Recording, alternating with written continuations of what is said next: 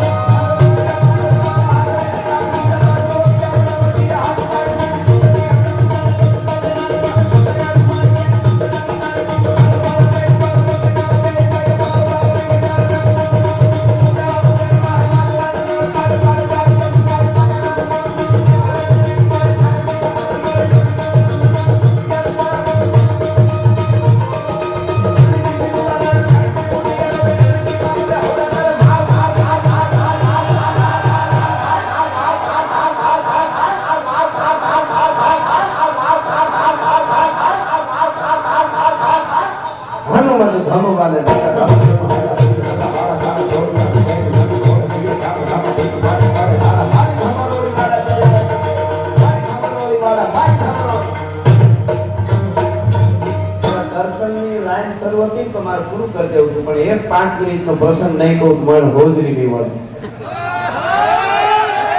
એટલે સફા કરવું પડી પણ કાંઈ કે અમારા હાથ સુધી અફેર જાય એમને ન કહે.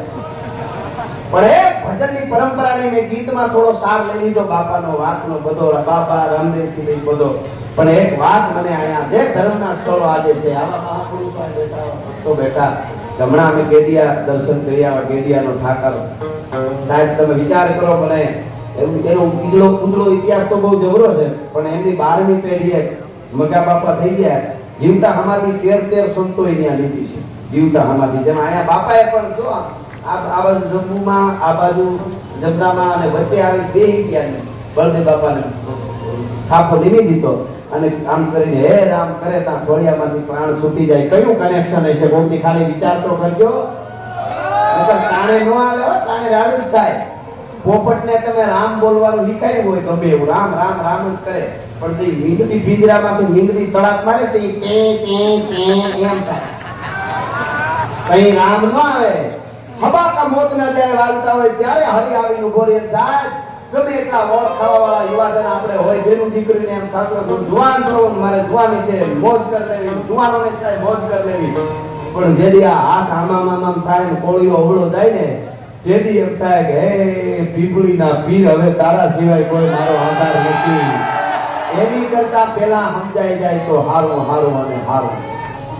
આ બધા મહાપુરુષોએ કોળિયા ખાસ કરી નાખ્યા છે. એક ધારા આપણી સંતોની છે દાતારોની છે અને એક ધારા સૂર્યનો 5 મિનિટનો આટલા બેનું દીકરીઓ બેઠા છે. એમાંથી કોઈ જુવાન બે દીકરીઓને ખબર પડે કે આપણો ધર્મ કેમ બચ્યો છે. એક 5 મિનિટનો છેલ્લો આ પ્રસંગ મારે ખાસ લેવો છે આ પીપળી ધામમાં. મને એમ થાય કે હું કઈક આમાં મને હોજરી વળી એટલે કહું છું હવાનો ભાવ ધર્મ કેમ બચે. આ વાત ખાસ સાંભળજો યુવાનો બધા. નકરી વાતો કરે ન થાય. નીકળી પડ્યા હા દીને કે હે 4 દિન બાકી હે 10 દિન ઉડાળા કાઢવાને હારું કરવા. એટલા બધા મને તો વિચાર થાય છે નહીં તો આ આપણું બધું ભૂલતા જાય છે. પછી આપણે રેડી નાખી પડે તમારા ધર્મ આમ કેમ કરો આપણે ભૂલી ગયા.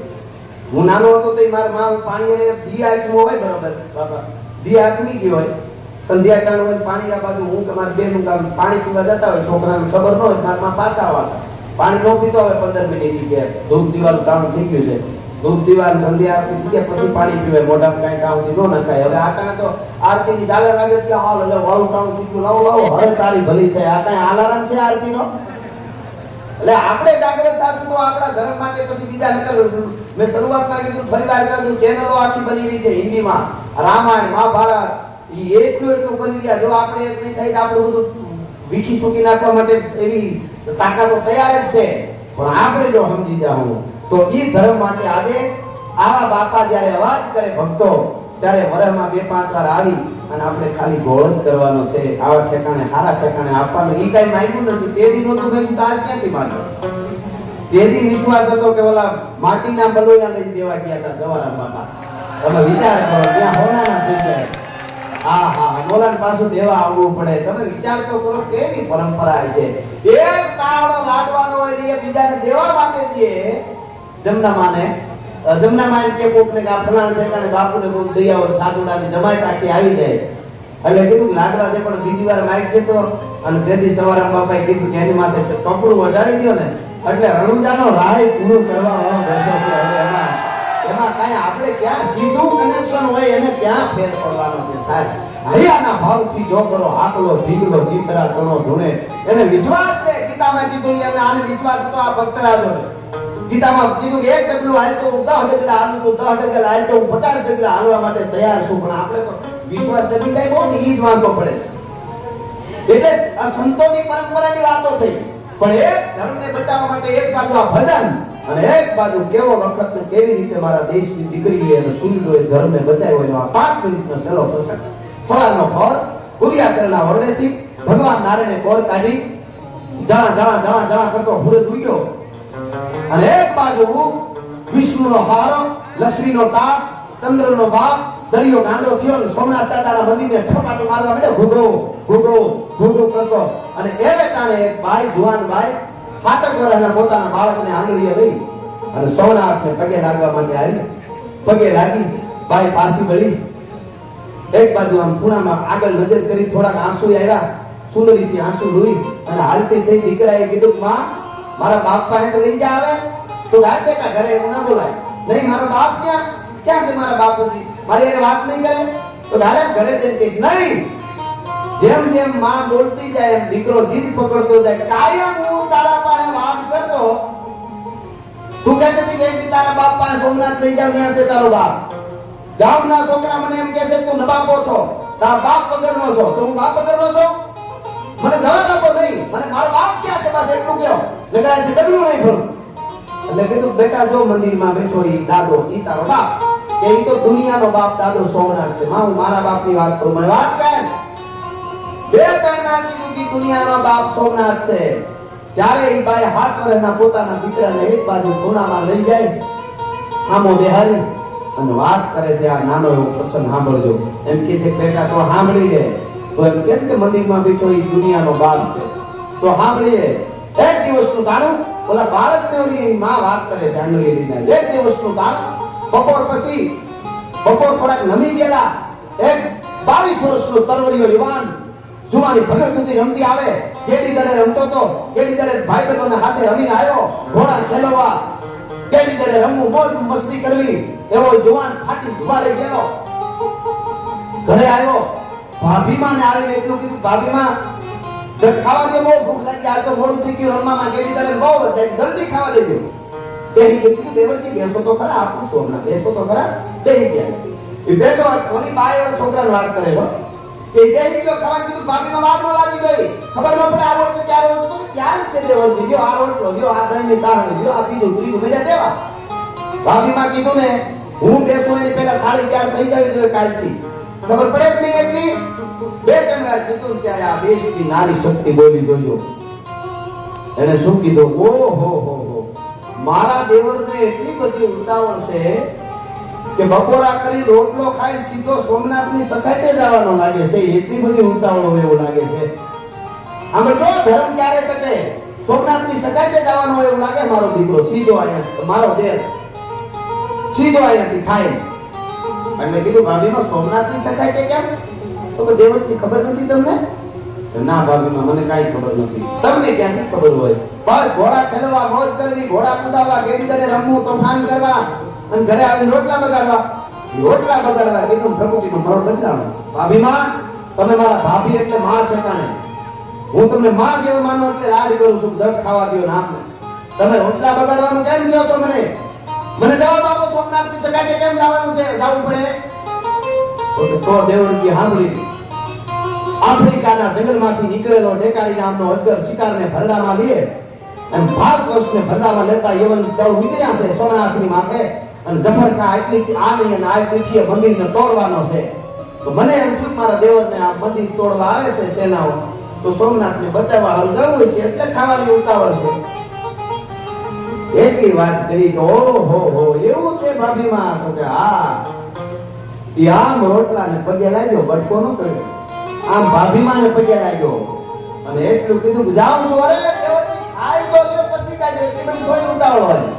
એટલે કીધું ખાવું નથી ભાભીમાં. સાંભળો, તમે કેમ કે દરિયા દેવા દળ આવે છે દુશ્મનના સોમનાથને દાદાને તોડવા, તો એના દળ ગમે એવડા હોય પણ તમારી સામે તમારો દીકરો કયો કે દેર કયો કે ભાઈ કયો, પ્રતિજ્ઞા કરું છું દુશ્મન દળ ભલે દરિયા જેવડા હોય પણ એના યુદ્ધના મેદાનમાં દાંત ખાટા ન કરી નાખું તો હમીરજી ગોહિલ લઈયા મારી પ્રતિજ્ઞા છે. પ્રસંગ નાનો છે મિત્રો, પણ ધર્મ ક્યારે બચે સાંભળજો. અને નીકળી ગયો બસો રાજપૂતોને હારે લઈ. કહેવાય છે કે ગાંધી ગીરની માલિકોર ગઢડાની વચ્ચે વેગડા ભીમની ફૂલવાડી કહેવાય, ત્યાં રાત રોકાણો એનો પડાવ. અમારા માનસુર ગઢવી કરી અને ચારણ એને ઘોડે સવારી કરાવી અને કીધું તમે ગામડે ગામડે કહેતા જાઓ સોમનાથ માટે જેને આવવું હોય આવી જાઓ, લડી લેવાનું છે દાદા માટે. ટૂંકમાં વાત કરું છું, મારે વાત નાની છે. ગાંધી ગીરના ઠીકવડાને કાંઠે વેગડા ભીમની ફૂલવાડી કહેવાય ની બાજુમાં રાજનો 200 રાજપૂતોએ પડાવ નાખ્યો. રાત પડી ગઈ, સવાર થાય એટલે મારું સોમનાથ માટે હાલવાનું છે. બધાએ રાજપૂતો સૂઈ ગયા ગસગસાટ ઊંઘમાં, પણ હમીરજી ગોહિલને નીંદર નથી આવતી. બેઠો બેઠો આકાશ સામું જોવે અને સપના જોવે, સપના પણ જાગતા હો, બેઠા બેઠા ભૂતા ભૂતા નહીં. એવા સપના જોવે કે આ બાજુથી જફરકા આવતો હોય સોમનાથને તોડવા અને મારા કેહરિયા ઘોડાને ઠપાક મારું બાગા સમ કરતા ડાબલા હાથીની અંબાડીએ જાય અને બાજુ જોઈ મારે હાર પાર નીકળી ગયા હોય, હાથીના દંતુસળે મારી છાતી ફાડી નાખી હોય અને હું જફરખાના એક જાટકે 3 કટકા કરું. એવા સપના ઘડી કે નહીં, એમ નહીં, હું પેલા દાદા સોમનાથને મારું માથું ચડાવીશ પછી યુદ્ધમાં લડીશ. આવા સપના જોતો તો કાને એક અવાજ પડ્યો રાતનો ગળતા અંધારામાં. કાને ક્યાંક ક્યાંક સિંહની ડણકું સંભળાતી હતી. એમાં એક અવાજ સંભળાણો 1 કિલોમીટર દૂર. આ પડાવ પડ્યો તો હમીરજી ગોહિલનો, એનાથી 1 કિલોમીટર દૂર ચારણાએ લાખબાઈ માનો નેહ અને 1 મહિના પહેલા લાખબાઈ માનો એકનો એક જવાન દીકરો ગુજરી ગયો નાગાજનો. એટલે માને નીંદર ન આવે, હાથ પડે મરસિયા ગાય, હાથ પડે મરસિયા દુઆ ગાય. ઈ દુઓ ગાયો મરસિયો ઊંચા અવાજે ગીરના ગાળા ગાતો ગાતો હમીરજીના કાને પડ્યો. એક દુહો તમને કહું કેવી રીતે ગાતા હતા ઈ ચારણાએ પોતાનો દીકરો ગુજરી ગયોનો દુહો.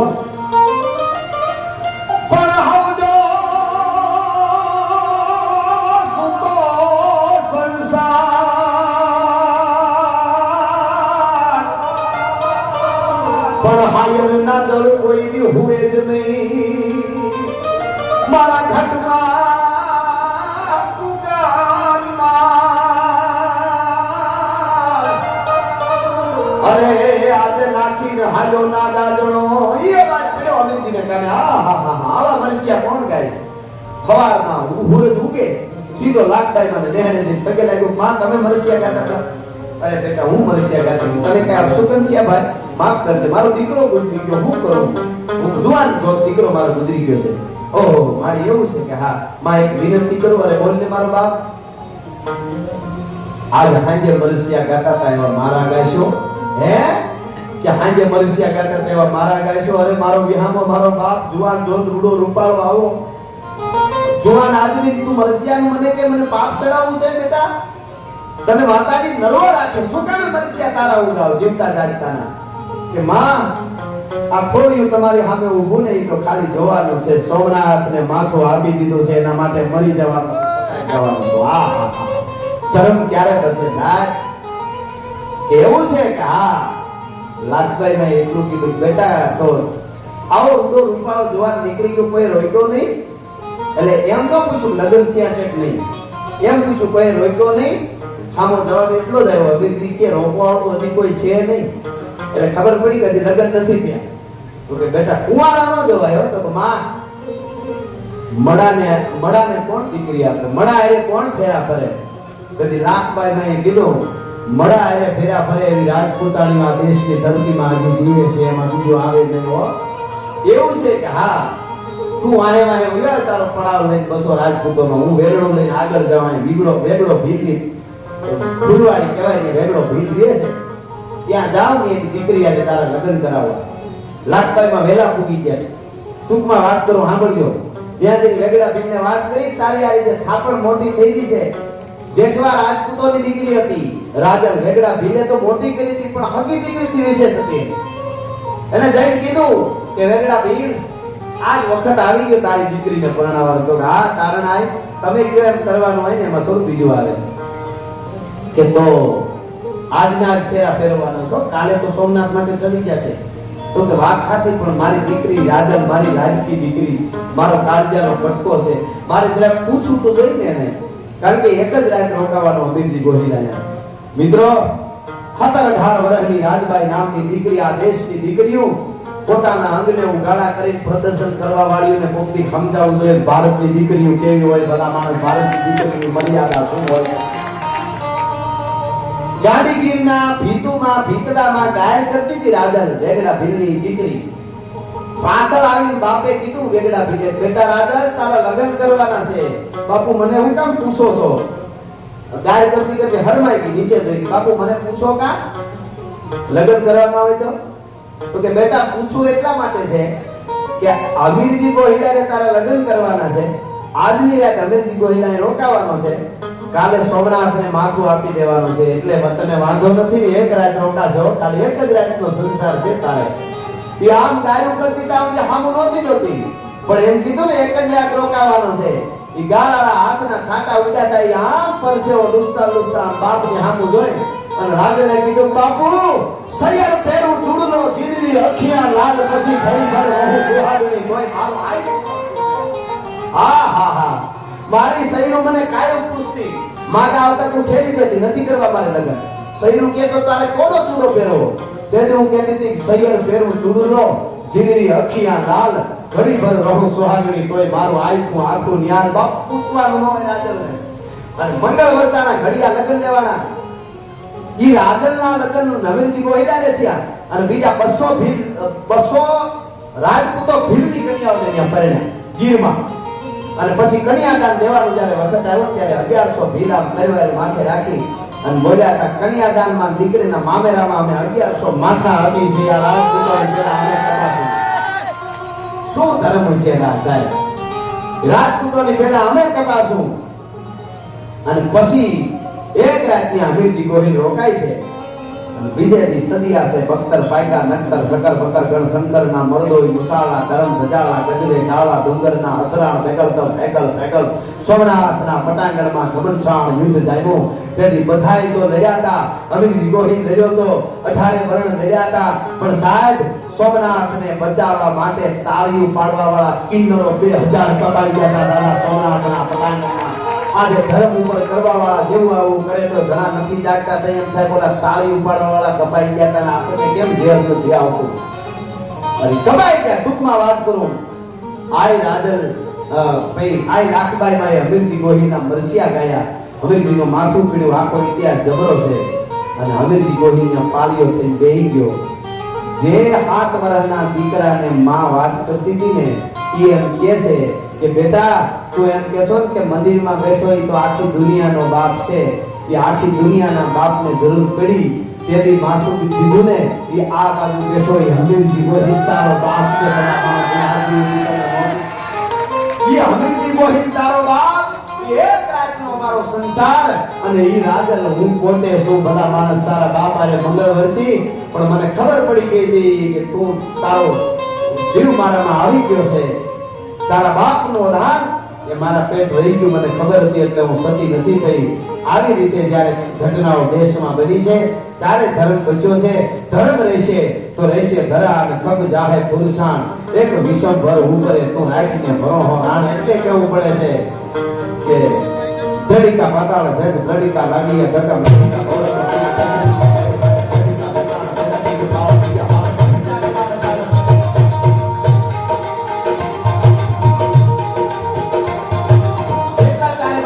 શરૂઆત વાત લાગી તો એમ આ છેલ્લી કડી બોલું એમાં હર હર હર આવે બધાય ઊંચા હાથ કરી મારી હર હર લેજો ન્યાવ મારા શબ્દો વિરામ આપી દે એટલે હર હર આવે ત્યારે